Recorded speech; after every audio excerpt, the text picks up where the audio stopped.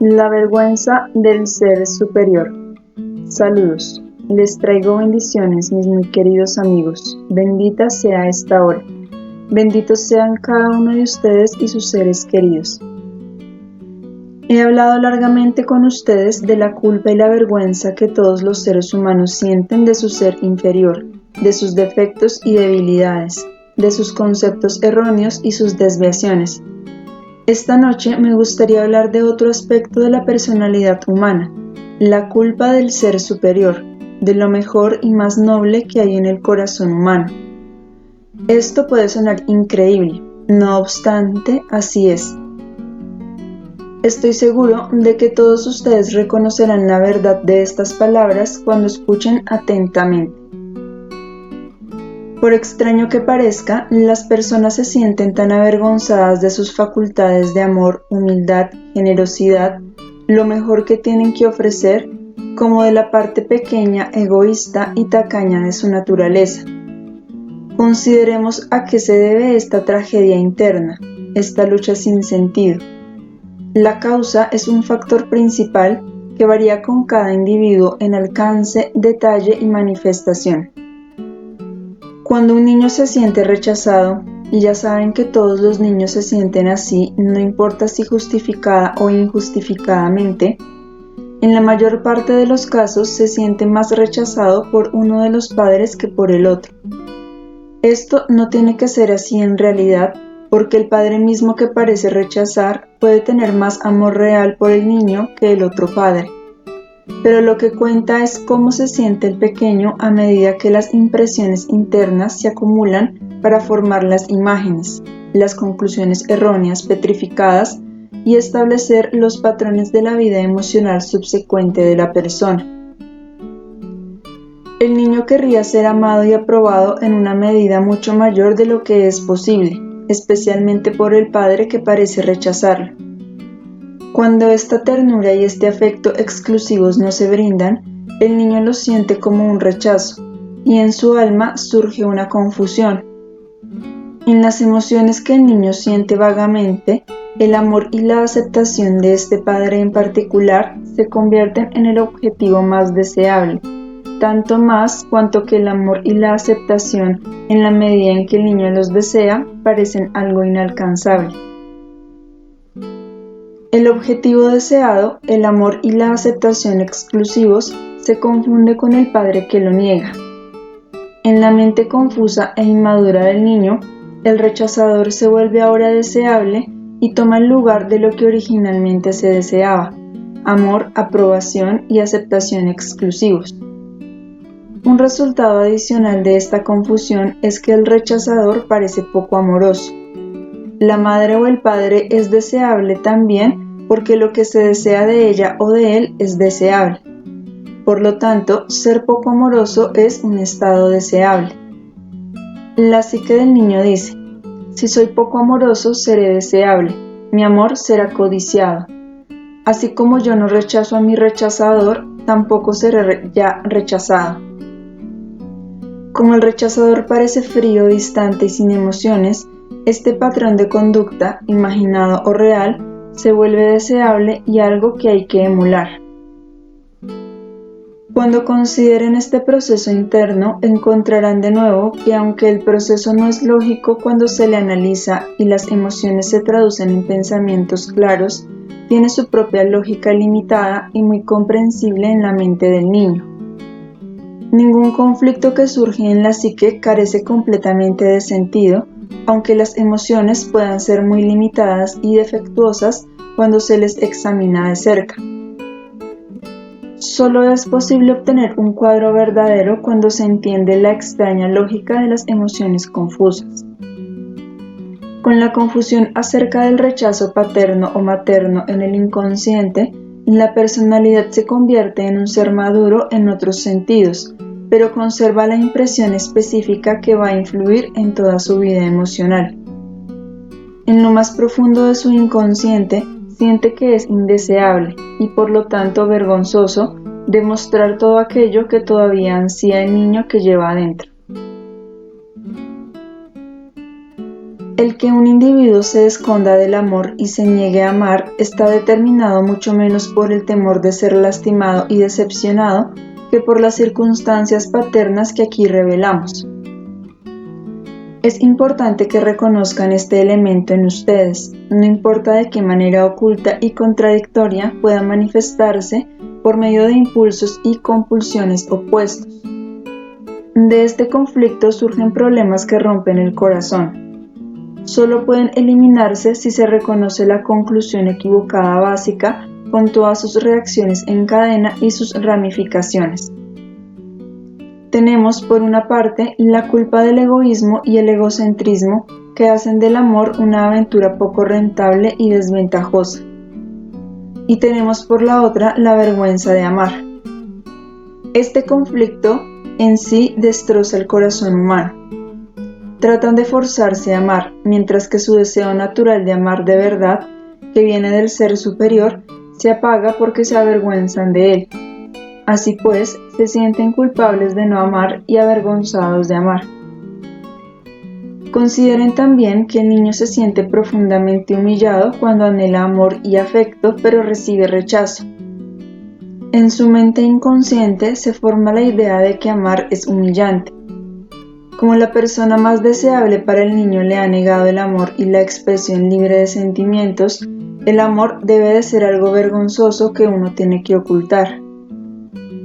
La comprensión de que su miedo de amar suele basarse menos en su temor de ser lastimados y decepcionados que en los elementos que estoy examinando es una percepción muy importante.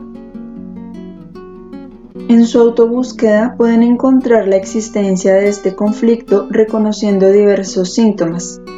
La autoobservación les revelará cómo reaccionan en ciertas situaciones o más bien cómo reaccionan y se comportan sus emociones. Estas reacciones son frecuentemente muy sutiles.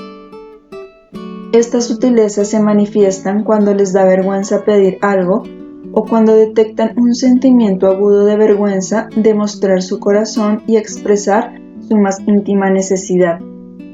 O, por ejemplo, descubren que les da vergüenza orar. No es verdad que aquello de lo que se avergüenzan es lo mejor que hay en ustedes, la necesidad de su corazón, la demostración de su ser real con toda su amorosa generosidad, la oración. Este es otro conflicto universal.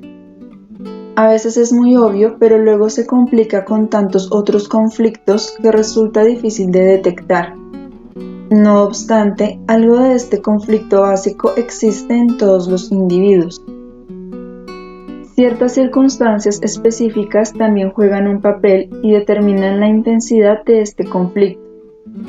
Observen su relación con el otro padre, el que parece dar libremente lo que ustedes desean del rechazador. Si la situación es tal que el rechazador es exteriormente el superior, siempre el ganador, mientras que el padre amoroso es sumiso, aparentemente más débil y está bajo el dominio del padre rechazador, y quizás es también un poco menospreciado, el conflicto se vuelve aún más fuerte en el alma. Que esto sea real o no, no importa, mientras el niño sienta que sí lo es. Luego, además de su propia experiencia de rechazo, el niño es testigo del rechazo aparente o real que sufre el padre amoroso. El pequeño entonces se queda con la impresión de que el padre amoroso es débil, mientras que el rechazador es fuerte. Por lo tanto, el amor se convierte en debilidad, mientras que la indiferencia es señal de fuerza, por lo menos en el inconsciente. El deseo del niño es ser tan fuerte como el padre deseable y ciertamente no tan débil como el indeseable. Sus conclusiones equivocadas a este respecto pueden ser múltiples.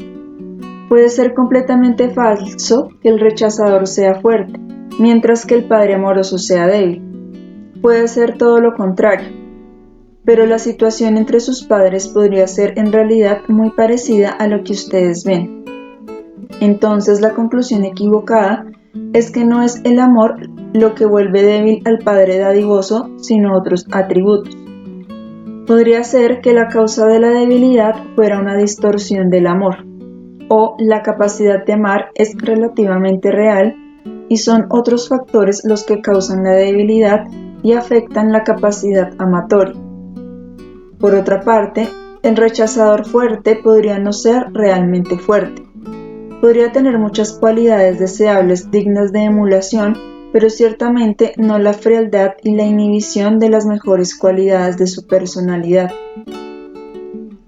La situación se complica más si, por ejemplo, debido a muchos otros factores, el padre fuerte y dominante es el que da más amor que el padre débil que está bajo el dominio del fuerte. Cada padre podría tener entonces cualidades deseables, pero éstas se contraponen entre sí. Inconscientemente tal vez desprecien en un padre lo que tratan de emular del otro y se desgarran por el hecho mismo de que no están conscientes de qué quieren y de que su objetivo es irrealizable porque ciertos elementos de él se anulan entre sí. Cuando la situación con los padres no es tan extrema, es más difícil que lleguen a la raíz del problema. Entonces se complica más por la sutileza y la naturaleza elusiva de las emociones contradictorias de los padres, tanto como de ustedes. Reconocer esto es muy importante porque les produce aún más dificultades. Una complicación más es que muchas veces el aspecto exterior no corresponde a la situación interior. Hacia afuera, un padre puede ser mucho más dominante que el otro. Hacia adentro, la situación tal vez sea exactamente la contraria. O bien, hacia afuera, ninguno es dominante y fuerte, pero hacia adentro definitivamente existe este desequilibrio en la relación. No deben olvidar que, especialmente de niños, absorben la situación interior, la registran con mucha precisión, a la vez que retienen la situación exterior en su memoria intelectual. La segunda tiene mucho menos efecto en ustedes que la primera. No importa lo que parezca la situación exterior, sienten intensamente que el padre dependiente y necesitado es inferior, mientras que al que rechaza estas necesidades lo ven fuerte y superior. Así, se alían de una manera muy sutil con el rechazador y junto con él o ella rechazan al padre débil. Preferirían ser aceptados por el rechazador deseable que ser identificados con el padre débil, necesitado y dependiente. En lo que se refiere a su ser más íntimo, no importa si realmente traicionan al padre débil con palabras o actos, o si simplemente desean hacerlo. La sola inclinación es suficiente para que sientan esto como una traición y, en cierto sentido, lo es. La traición se agrava porque abandonan la cosa misma que anhelan. Traicionan lo mejor que hay en ustedes porque prohíben el desarrollo de su capacidad de amar. Al mismo tiempo, traicionan al padre que realmente les ha dado lo que deseaban recibir del otro padre. Ahora consideran inconscientemente que su acto de dar era una debilidad que merece desprecio. La traición es sutil, pero al mismo tiempo es el conflicto más dominante de su alma. En el curso de su trabajo, es necesario que encuentren esa parte de ustedes donde traicionan no solo lo mejor, lo más elevado y lo más noble que tienen, sino también al padre que era el más débil para empezar y que podría haberlos amado y valorado de una manera mucho más satisfactoria. Descubrir y poner un alto a esta traición interior es importante no porque el padre al que han rechazado sufra a causa de ella, sino principalmente porque ustedes sufren por esto mucho más de lo que piensan. La traición los aplasta con la culpa. Es la más profunda de sus culpas. Hace apenas unos días hablamos de los sentimientos de culpa y expliqué la frecuencia con la que las personas crean culpas imaginarias o se culpan por defectos insignificantes a fin de no hacer frente a su culpa principal. Para la mayoría de ustedes, la traición al amor es su culpa principal, que mantienen muy alejada de su conciencia. Mientras no se den cuenta y encaren todas las ramificaciones y aspectos de su traición al que los amó más en favor del que les dio menos, por lo menos de acuerdo con sus sentimientos, esa traición oscurece su perspectiva de la vida. Elimina su seguridad y su confianza en sí mismos, su respeto propio. Es responsable de las raíces más profundas de sus sentimientos de inferioridad. No confían en ustedes mismos con esta traición encerrada en su alma. Su psique dice: ¿cómo puedo confiar en mí mismo sabiendo que soy un traidor, sabiendo que constantemente traiciono lo mejor que hay en mí? Si no puedo confiar en mí, no puedo confiar en nadie. Ese es el resultado natural, otra reacción en cadena más. Si no confían en las personas, atraerán a aquellas que constantemente les confirmarán que no tienen motivos para confiar en ellas. Pero si genuinamente confían en otros, tendrán el discernimiento y el juicio adecuados y atraerán a muchos que justificarán su confianza. Esto solo puede suceder si primero establecen la razón para no confiar en ustedes. Y esto a su vez solo puede suceder si encuentran y eliminan la traición básica que he indicado. Así pues, amigos míos, encuentren en ustedes la traición que han venido arrastrando. Examínenla a fondo, aun si ya no tienen la oportunidad de observar la interacción con sus padres. Podrían estar trasladando los mismos sentimientos a otras personas que de alguna manera remota los sustituyen psicológicamente.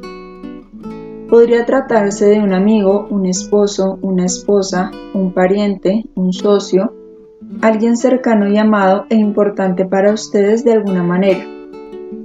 Tal vez sigan adelante con la traición de la misma manera sutil en que traicionaron al padre o a la madre. Siempre que rechazan a una persona que está dispuesta a ofrecerles amor o amistad genuinos o ayudarlos de alguna manera y por una razón u otra sienten o imaginan que esta persona es impotente o débil o dependiente, él o ella toma el papel del padre débil. Por otra parte, puede haber otra persona que no esté tan dispuesta a darles lo que desean.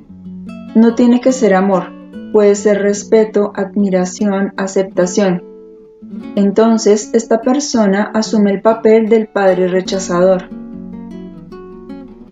Examinen sus emociones más sutiles y elusivas.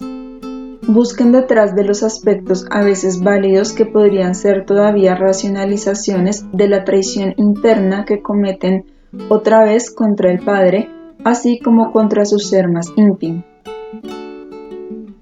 El acto de la traición es tan sutil, mis queridos amigos, que no pueden identificarlo con precisión si se limitan a ver sus acciones exteriores. No pueden encontrarse obras manifiestas que demuestren el acto de la traición.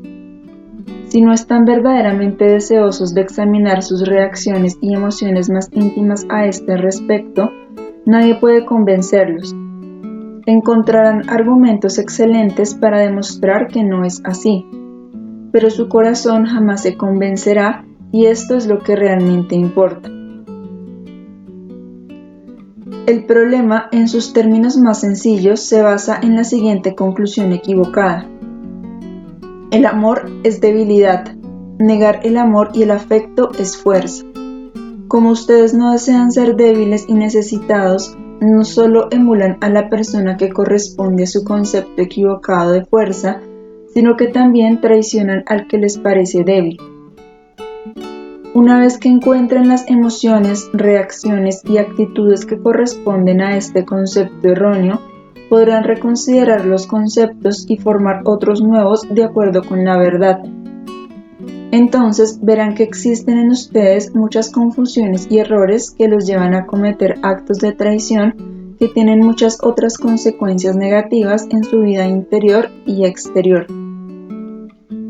Esta comprensión y una actitud de discernimiento hacia sus motivos interiores les darán fuerza al permitirles acercarse a la realidad. Es de suma importancia que empiecen a buscar en esta dirección. Encuentren la parte de sus emociones donde atribuyen debilidad a actos de amor y humildad que se les ofrecen en un sentido sano y real. Encuentren en ustedes la parte que cree que la fuerza es distanciamiento o frialdad. Cuando encuentren eso, encontrarán su autotraición. Al encontrar los conceptos equivocados y luego, poco a poco, adoptar los conceptos correctos, dejarán de temer que el amor sea humillante, que la humildad, la generosidad, el afecto y una demostración de su ser real sean señales de debilidad. Su ser real se esconde muy frecuentemente detrás de un muro de piedra. Este muro de piedra no es la maldad, ni siquiera el egoísmo. Tampoco lo es el temor de ser lastimados y decepcionados. Sí, todas estas cosas también contribuyen, pero en un grado menor. El componente principal del muro detrás del cual ocultan su ser real es la vergüenza de la debilidad imaginada, de ser ustedes mismos con toda la ternura y comprensión, con toda la empatía y la vulnerabilidad de su corazón amoroso. Hay muchas personas que podrían decir, esto no se aplica a mí, porque yo soy una persona muy demostrativa, yo doy mi amor completa y libremente. En tal caso, podría ser parcialmente cierto que el ser real salga de su escondite, pero solo en el más raro de los casos, solo en una entidad mucho más avanzada en su proceso de purificación, es enteramente cierto esto. Parte del ser real se manifiesta, pero otra parte permanece oculta.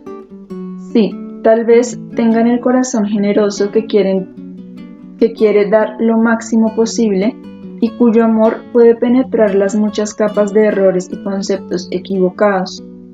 Sin embargo, también se retraen detrás de su concha o su muro. Parte de lo que manifiestan como amor y donde sí podría no salir de su ser real, sino ser prestado, por decirlo así. Entonces no es realmente suyo. De nuevo, esto es algo sutil. Solo en su trabajo personal pueden sentir si es así o no y hasta qué grado. Porque mantienen lo mejor de ustedes encerrado mientras toman prestado un patrón de conducta similar y lo usan como sustituto del real.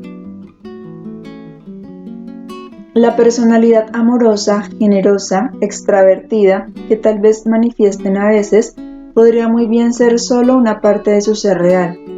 ¿Por qué? Como acabo de explicar, la vergüenza de amar y dar los hace ocultar su ser real detrás de un muro. El efecto inevitable debe de ser el sentimiento de que están condenados y solos. Esto de ninguna manera los lleva a reconsiderar la primera impresión de que amar es vergonzoso. En primer lugar, esta conclusión ya no es consciente, por lo tanto no pueden cambiarla. Saben muy bien que nada puede cambiarse mientras esté oculto de la conciencia. En segundo lugar, la primera impresión, la que causa la conclusión equivocada, es mucho más fuerte, infinitamente más poderosa que todas las impresiones y experiencias subsecuentes. Por consiguiente, hacen un acomodo y conservan la conclusión equivocada original. No debo amar, no debo exponer mi ser real. Y la agregan a la experiencia más nueva de que mantener un distanciamiento trae censura y soledad. Esta última hace que adopten una fachada de extraversión, de expresar emociones y amor que no son muy genuinos. Todavía no manifiestan su ser real. No quiero decir que esta personalidad extravertida sustituta sea una afectación o lo que ustedes podrían llamar falsa. No, es mucho más sutil, es parte de su ser, pero no es el ser real. Sin embargo, algunas emociones del ser real son componentes de esta capa sobreimpuesta. Muchas otras corrientes que se originan en estos conflictos diluyen la pureza de la personalidad original y real. De una manera sutil, se dramatizan y dramatizan su amor más porque no se atreven a mostrar lo que es real. Esto sucede en muchas facetas de la vida. Se encuentran más fácilmente en la relación amorosa entre los sexos.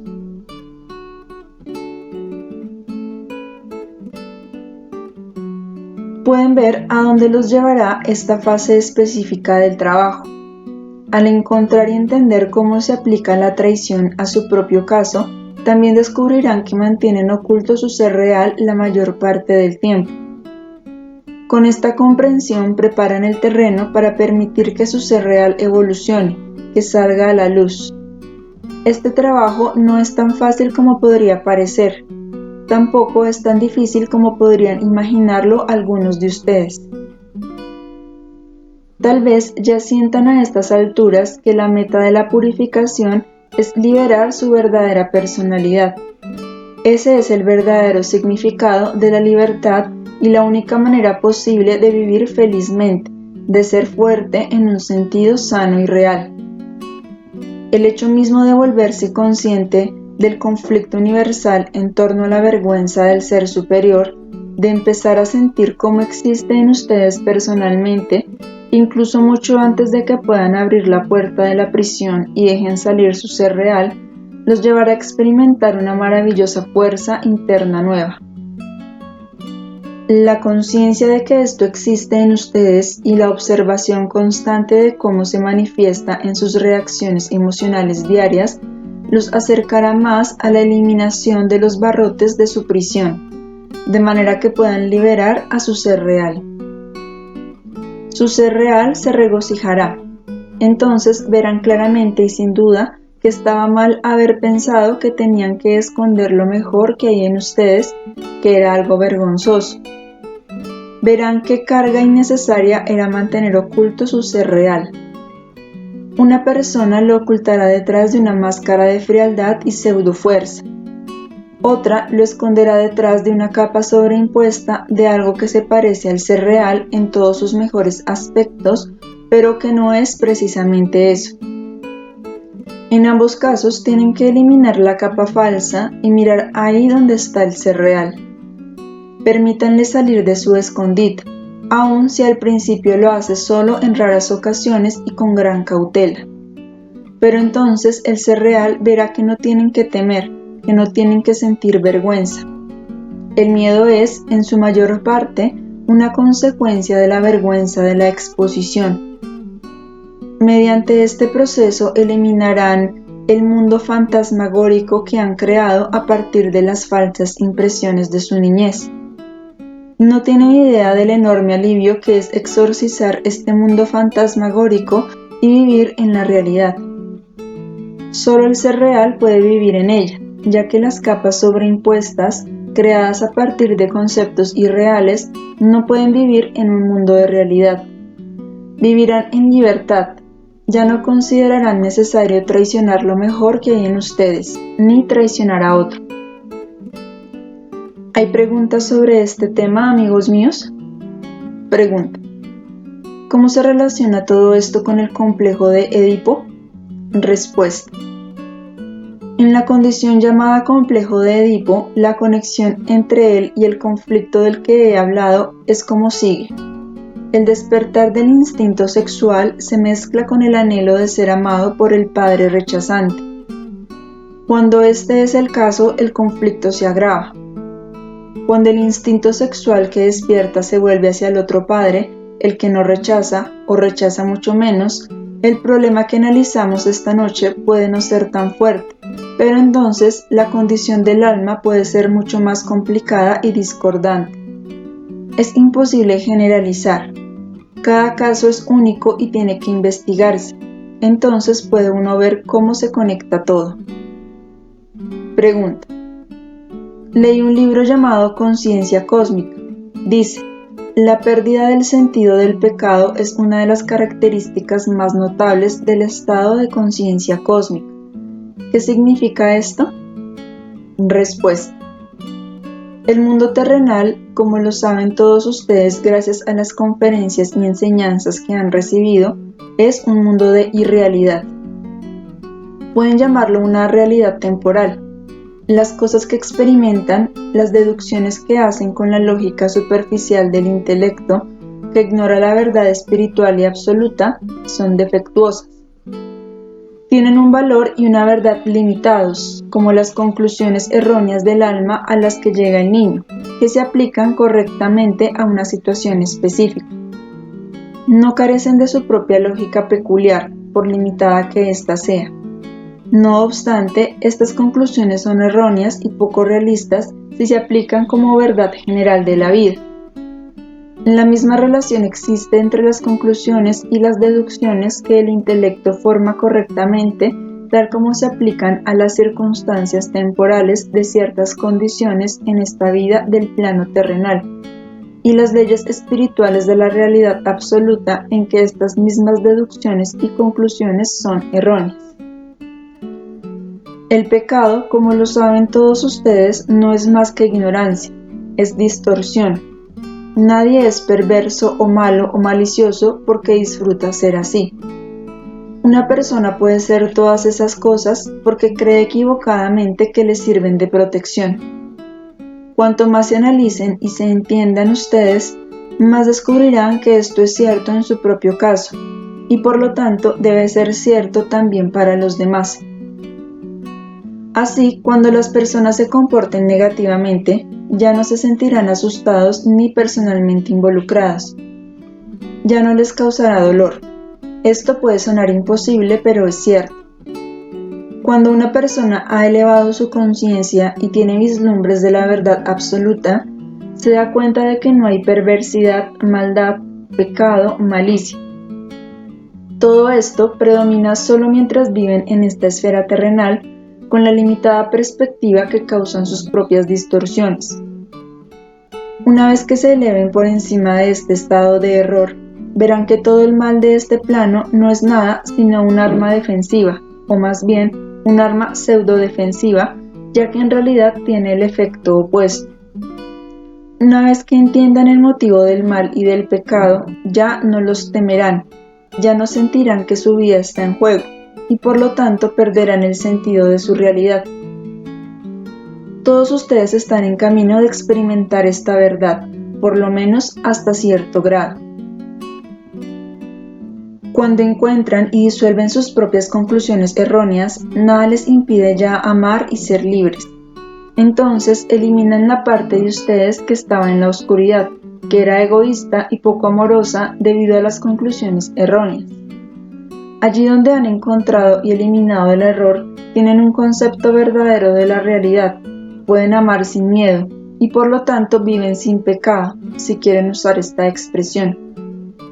El mal y el pecado son productos de un mundo ilusorio que existe solo mientras viven en la ilusión, pero no tienen una realidad absoluta.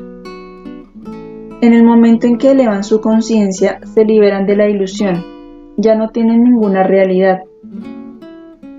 Aun cuando vean error en otros, con esta conciencia elevada verán más allá de él, entenderán su significado, su origen, y de este modo pronto se darán cuenta de su muy temporal efecto.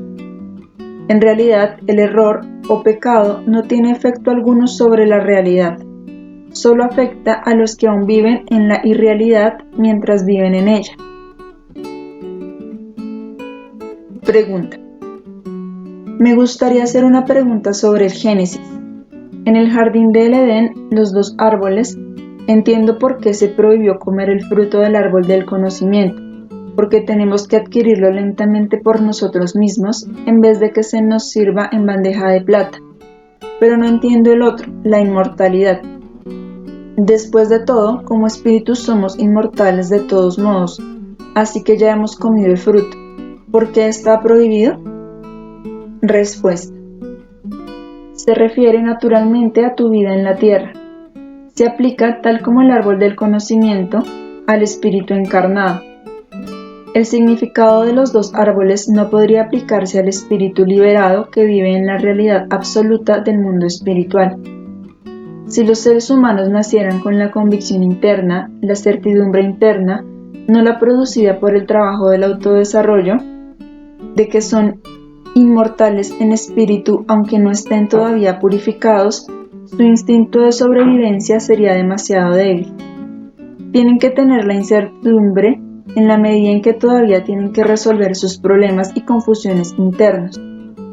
Esto es para su propia protección. No emprenderían la dificultad de la vida en la tierra, serían perezosos. Preferirían desarrollarse de una manera más lenta o se satisfarían con una conciencia ligeramente elevada que les garantizara mejores condiciones pero carecerían del incentivo de liberarse por completo de modo que pudieran entrar más pronto en un estado de unidad. Todo el plan de salvación fructificaría mucho más tarde si las personas no se aferraran a la vida en la tierra porque no tienen ninguna certidumbre. La prohibición de este conocimiento acelera el desarrollo. Por otra parte, si el sentido interno y la convicción de la inmortalidad llegan como resultado del arduo trabajo del desarrollo, esto no disminuirá la voluntad de vivir en la tierra. Por el contrario, los seres desarrollados darán la bienvenida a la vida terrenal en otro sentido, e incluso más que antes, cuando simplemente se aferraban porque se sentían inciertos. La alegría de la vida en la tierra con el conocimiento de que existe un estado mucho mejor es un producto del desarrollo espiritual, de un estado más elevado de conciencia. Los que han logrado trabajar en sí mismos hasta llegar a una conciencia más elevada saben que son inmortales. Lo saben porque con el sudor de su trabajo se han liberado del error. Entonces encontrarán belleza en la vida terrenal, no porque crean que esta es la única forma de vida y tienen que aferrarse a ella, sino solo porque saben que hay más. La falta de este estado elevado de conciencia puede volver difícil la vida en la tierra. La perspectiva es bastante sombría porque todavía viven en la ilusión del mal y del pecado, en el error y en los conceptos equivocados. Pero no importa lo difícil que les resulte, si la autodestructividad no es anormalmente fuerte, se aferrarán a la vida. Y esto es bueno e importante.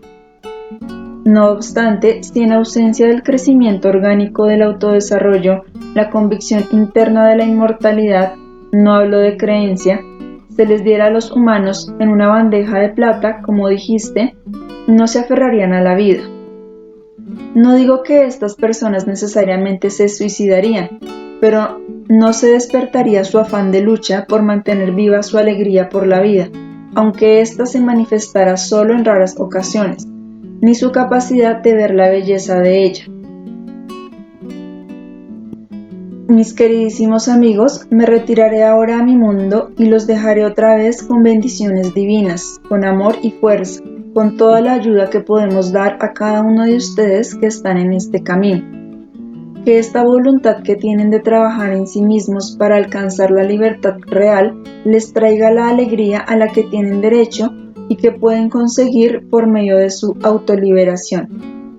Sean benditos, queridos míos, queden en paz, queden con Dios.